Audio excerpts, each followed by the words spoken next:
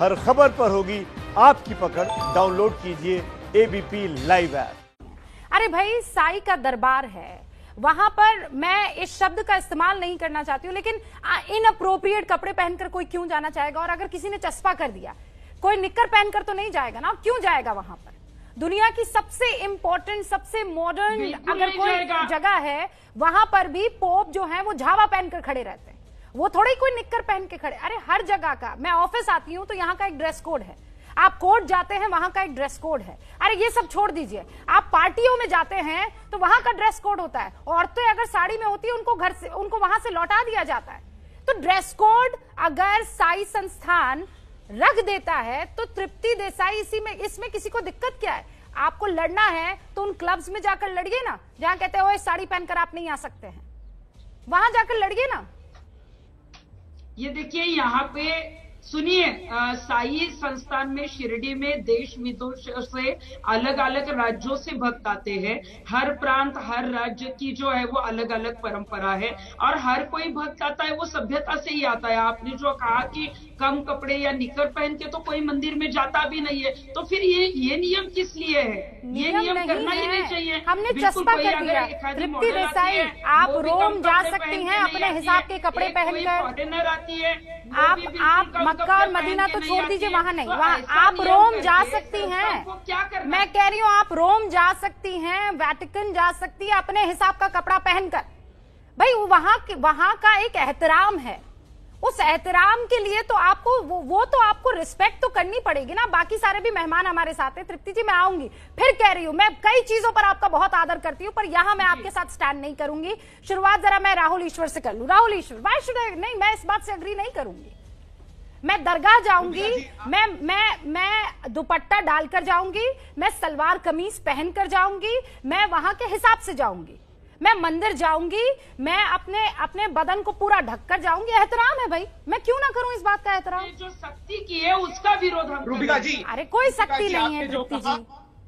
रूबिका जी, आपने जो कहा बिल्कुल सख्ती की है। उन्होंने बहुत लोगों को, भक्तों को बाहर निकाला है। सभी भारत के लिए कहा, हमारे पास इंडियंस वीडियो के लिए प्रूफ है। यही है, हमारे सब माताएं, हमारे सब बहनें, हमारे सब हमारे सब फादर्स, उनके मन में सिर्फ यही है।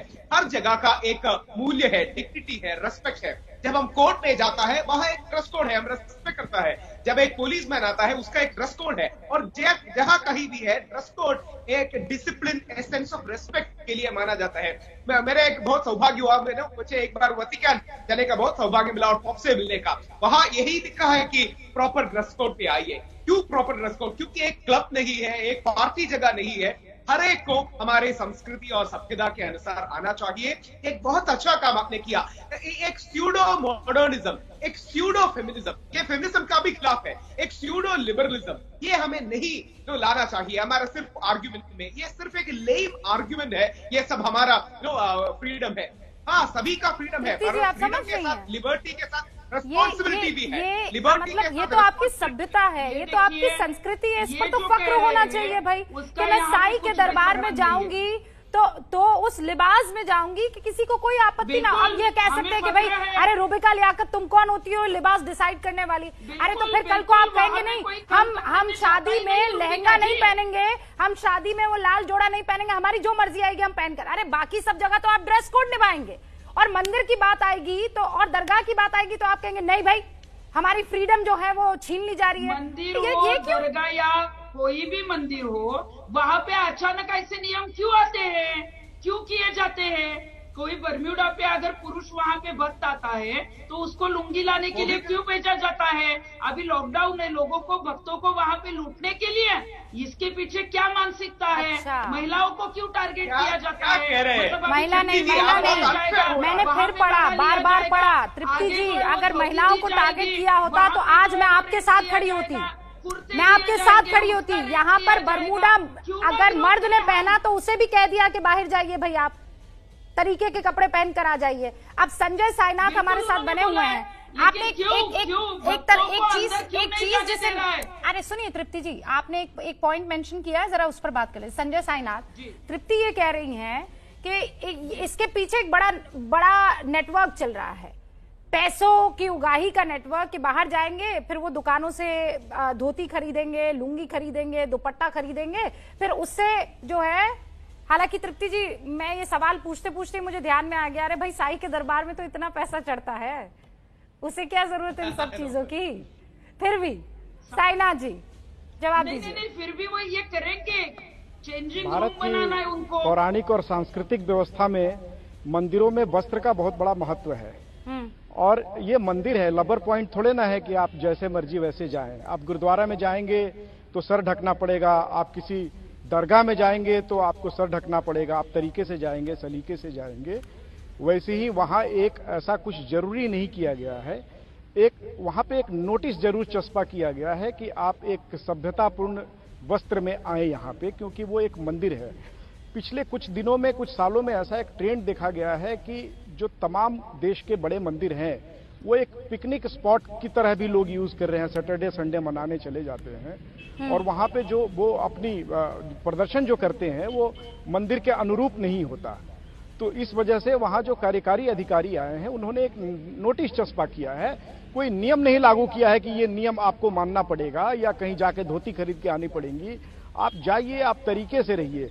आप लबर पॉइंट पे जाएंगे तो उस तरीके से जाएंगे, आप मंदिर जाएंगे तो उस तरीके से जाएंगे, गुरुद्वारे जाएंगे तो उस तरीके से जाएंगे। वैसे ही वो एक मंदिर है, वहां की एक गरिमा जो है उसको आपको बना के रखनी पड़ेगी। ये कोई राजनीति का विषय नहीं है। और बहुत तरह के लोग, आप देखे कुछ दिनों पहले हमने अखबार में पढ़ा था कि सुप्रीम कोर्ट की बहस में एक वकील साहब बिना शर्ट के ही बैठ गए थे, तो जज साहब ने फटकार लगाया उनको।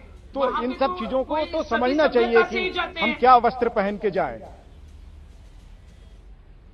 नहीं, मुझे आपकी बात सुनाई नहीं दी, लेकिन ये इसको राजनीति ना, इसको उस दृष्टिकोण से ना देखा जाए।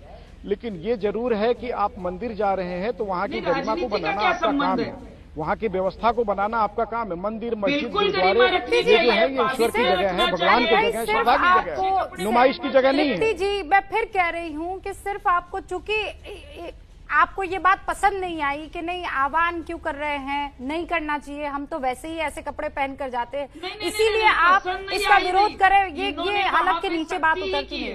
देवकी नंदन जी हमारे साथ जुड़े हुए। देवकी नंदन जी, मुझे ये बताइए, तृप्ति देसाई और बाकी तमाम लोग तब क्यों नहीं नजर आते हैं जब नाइट क्लब्स में बाकी, और फिर ये ऐसा नहीं है, मैं भी बड़े मॉडर्न ख्यालात की लड़की हूं, लेकिन वो चीज हमें नहीं चुभती है कि वहां साड़ी पहनी एक महिला को शादी की सालगिरह नहीं मनाने दिया क्योंकि वहां ड्रेस कोड है। सुप्रीम कोर्ट में शर्ट पहनकर एक वकील साहब चले गए, जज साहब को पसंद नहीं आया, पर यह हमें नहीं दुखता है। मंदिर और मस्जिद और दरगाह में ड्रेस कोड को लेकर हमें बातें बड़ी दुख जाती, क्योंकि मुझे लगता है ये आसान टारगेट है, इसको आप आसानी से टारगेट कर सकते हैं। नहीं रूपका जी, आज मुझे बहुत अच्छा लगा कि आप इस विषय पे क्या नाम है, एक संवाद करा रहे हैं लोगों को बुलाकर। आपका चैनल इसके लिए साधुवाद का पात्र है और आपको भी मैं साधुवाद देना चाहूंगा। मैं इन सभी से एक बात पूछना चाहूंगा, क्या अगर हमें मक्का मदीना जाना होगा तो वहां हम अपनी मनमर्जी से जा सकेंगे? दूसरी बात, हम किसी गुरुद्वारे में जाएंगे तो क्या हम मनमर्जी से जा सकेंगे? ये सारी चीजें हिंदू संस्कृति के हिसाब से हम लोगों को इसका पालन करना चाहिए। निश्चित तौर पे कोई पाबंदी नहीं है, हम इस बात को ये नहीं कह सकते कि नहीं नहीं तुमको यही करना पड़ेगा, क्योंकि हिंदू संस्कृति का हृदय जो है वो बहुत विशाल है। यहाँ पर हमारी रामायण कहती है, जागती रही भावना जैसी, प्रभु मूरत देखी तुम तैसी। आप जिस भावना से जाना चाहेंगे भगवान आपको स्वीकार करेगा।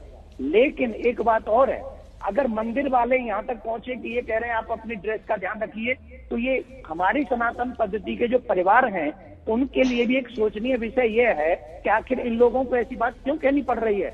हमें ये संस्कार घर में मिलना चाहिए कि अगर हम पार्टी में जा रहे हैं तो हमारा ड्रेस कोड क्या होगा, और अगर हम मंदिर जा रहे हैं, हम किसी तीर्थ में जा रहे हैं तो हमारा ड्रेस कोड क्या होगा। निश्चित तौर पे हमारे यहाँ नागा साधु भी होते हैं जिन पे कोई वस्त्र ही नहीं होता, लेकिन वो उस लेवल के पहुंचे हुए होते हैं, वहाँ वस्त्रों की कोई विशेषता नहीं रह जाती है। परंतु अगर हम मंदिर जा रहे हैं, मैं अमेरिका वगैरह जाता हूँ, कथा करता हूँ, वहां पर मैंने देखा है भारतीय परंपरा को मानने वाले सभी लोग जब मंदिर जाते हैं, डायरेक्ट कई लोग तो जॉब से आते हैं और डायरेक्ट जॉब से आते हैं तो उनका ड्रेस कोड अलग होता है जॉब का, परंतु जब वो मंदिर जाते हैं तो उससे पहले वॉशरूम जाते हैं और अपना पूरा ड्रेस चेंज करके आते हैं। ये उनका अपना संस्कार है। हमें ये संस्कार अपने घरों में निश्चित तौर पर अपने बच्चों को सिखाना ही चाहिए। लेकिन अगर कोई संस्था इसको ऐसा कहना पड़े तो ये हम सबके लिए सोचनीय विषय है और हमें इस बात पे सोचना चाहिए। परंतु ऐसे लोग जो आके खड़े हो जाते हैं, क्या बवाल करते हैं, सिर्फ सनातन धर्म के ऊपर जो बवाल करते हैं वो नागा साधु जी का विषय किया है। नागा साधु तो कपड़े पहनते नहीं है, यही मैंने साई संस्थान से सवाल पूछा है। नागा साधु अगर दर्शन के लिए साईं बाबा के मंदिर में आए तो उनको भी यही नियम होगा क्या?